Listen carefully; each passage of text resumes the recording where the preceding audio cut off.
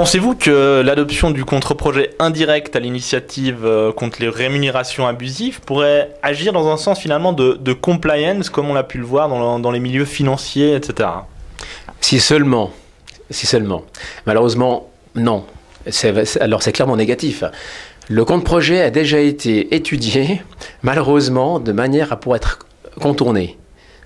En fait, tout dans le contre-projet, donc ça comprend 16 pages. Alors c'est 16 pages de modification du Code des obligations en fait actuel, et tout a été étudié de manière qu'on puisse chaque fois contourner. En fait, le contre-projet dit la chose suivante. L'autoroute en Suisse, elle est limitée à 120 km/h, mais faites au mieux. Vous avez une obligation de porter la ceinture de sécurité, mais dans la mesure du possible. Tout a été déjà étudié pour pouvoir le contourner. L'absence de clause pénale est un indice qui est flagrant par rapport à ça. Malheureusement, le contre-projet, ça c'est ma grande inquiétude, c'est qu'il va discréditer davantage le peu de confiance qu'a la population aujourd'hui envers ses autorités. Je ne voudrais pas être grossier, mais c'est presque une esbrouffe ce contre-projet.